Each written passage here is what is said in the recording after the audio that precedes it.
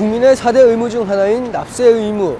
당연히 내야 할 세금이지만 누구랄 것 없이 이 세금을 두고 한마디씩 합니다. 세금이 너무 많다는 건데요.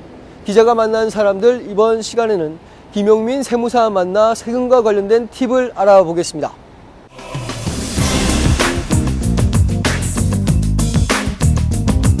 네, 세무사님 안녕하세요. 예.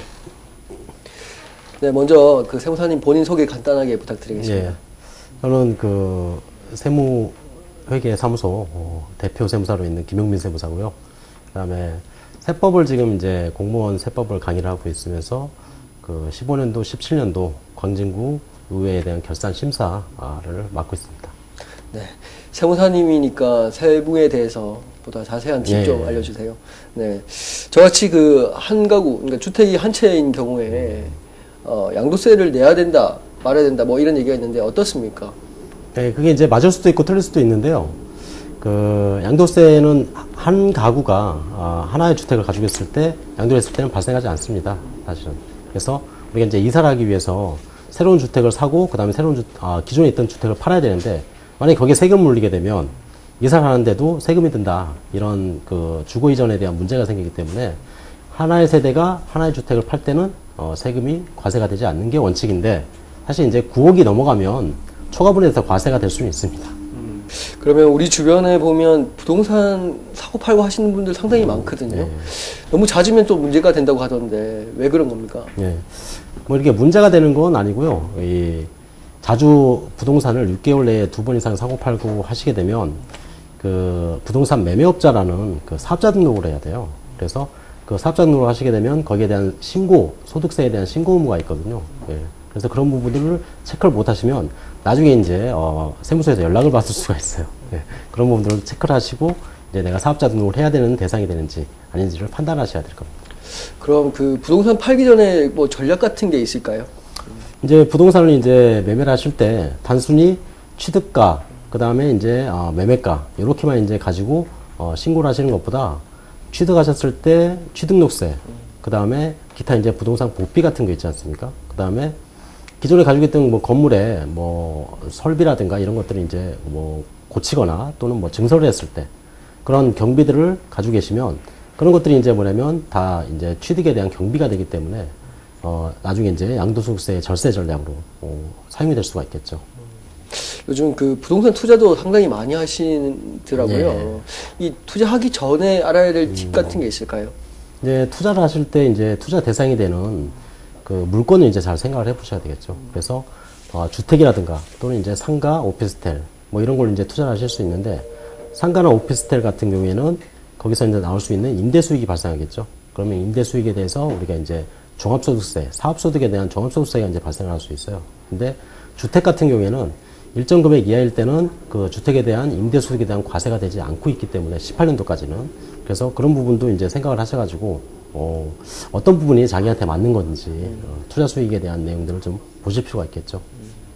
그럼 그 상속받은 부동산을 6개월 내에 처분을 하면 양도세를 안 낸다 이런 얘기가 있는데 이건 맞는 얘기입니까?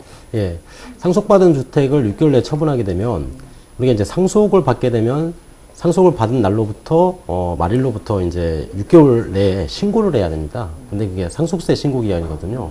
근데 그 전에 이제 양도를 하시게 되면 그 양도가액을 상속받은 재산가액으로 보고 있어요. 그럼 결국 양도하실 때 취득가액은 그 상속받은 재산가액이 되기 때문에 양도가액과 취득가액이 똑같이 되게 됐어요.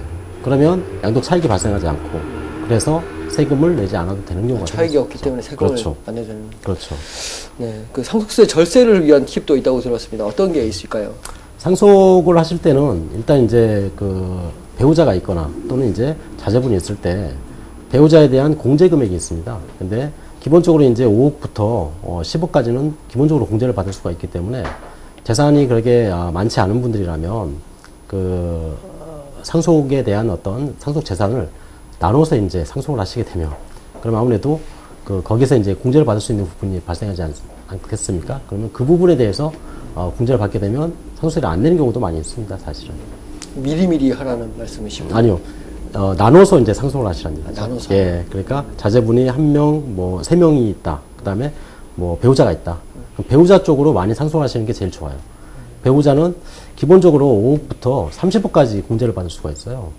근데 이제 자제분들한테 이제 공제를 받을 수 있는 부분은 배우자보다는 좀 작거든요. 그래서 그런 부분들을 고려하셔가지고 상속하시게 되면 아무래도 세부담이 좀 적겠죠. 네, 지금까지 상속세 관련해서 네. 알아봤는데요. 네. 증여세와 상속세 좀 다른 점이 있을까요? 이제 상속세는 이제 뭐 솔직히 이제 단적으로 얘기를 해서 그 아버님이 돌아가시고 그 재산을 물려받은 그 상속인이 납세 의무를 이행하는 것이고, 증여세는 이제 아버님이 생존해 계신 상태에서 재산을 물려줄 때 뭐 그런 경우에 이제 증여세가 나올 수 있겠죠. 네. 그러면 자녀에게 증여를 하고 싶다. 네. 이럴 때 언제 하면 가장 좋을까요? 이제 증여 재산가액을 판정을 할 때 그 가액을 산정할 때 기준이 개별 공시지가라는 게 있습니다. 또는 기준시가 뭐 이렇게 이제 판단을 하는데, 만약에 이제 토지를 양도를 하게 되면 토지를 증여를 하게 되면, 양도가 아니라 증여를 하게 되면 그 토지에 대한 개별 공시지가가 일반적으로 5월 달에 이제 산정이 되거든요. 근데 만약에 토지 가격이 올라갈 것 같다, 그럼 5월 전에 증여를 하시는 게 일종의 팁이 되겠죠. 아하. 예. 그러면 가족끼리 돈을 빌려주는 경우가 있잖아요. 예, 예. 이런 경우도 증여로 해당할 수 있는 건가요? 예, 일반적으로 그 과세관청에서는 가족 간의 돈을 빌려주는 건 없다고 보는 거예요, 사실은. 예, 그래서 가족 간의 돈을 빌려주더라도 증여로 보겠다, 이렇게 하는 게 기본 원칙인데, 근데 실제로 이제 돈을 빌려주는 경우도 있거든요. 부모 자식 간에도 이제 돈 빌려줄 수 있는 거고. 그렇죠. 예. 그런 증빙들을 잘 갖추셔야 돼요. 그래서 그 증빙은 어떤 거냐? 그러면 통장에 들어오고 나간 것들, 그런 것들이 이제 먼저 일단 현금 거래를 하지 말으셔야 되겠죠. 예. 어쨌든 투명해야 된다는 거네요. 그렇죠. 그다음에 이제 계약서라는 걸 또 하나 만들어 놓으셔야 돼요. 그리고 적정한 이자라든가 뭐 이런 것들을 이제 받으실 필요가 있겠죠. 아, 2절까지 부모한테 예. 자식한테 받아야 돼. 예. 그러면은 가족 간에 그런 게 이제 인정을 되지 않는다는 말씀이시죠? 그렇죠. 돈을 이제 빌려준다는 것 개념이 언젠가 받겠다는 개념이잖아요, 사실은. 그죠? 근데 부모 자식 간에 돈을 빌려줬다. 그러면 그걸 나중에 받겠다면 이거는 빌려준 건데 그때는 세금 문제가 발생하지 않아요. 근데 나중에 안 받으면 그게 증여가 되는 거거든요. 근데 그건 사후의 문제이기 때문에, 그러면 네가 과연 빌려준 것이냐 아니냐를 판단을 어떤 식으로 할 거냐. 일종의 계약서, 그 다음에 거기에 대한 어떤 이자를 받았다면 그 이자가 만약에 아버지가 아들한테 돈을 빌려주고 그 이자를 아들로부터 한 달에 한 번씩 받았다면 그게 하나의 이제 증빙이 될 수 있는 거죠. 이자가 들어오면 확실히 채무관계가 되는 그렇죠. 느낌이네요. 예. 알겠습니다.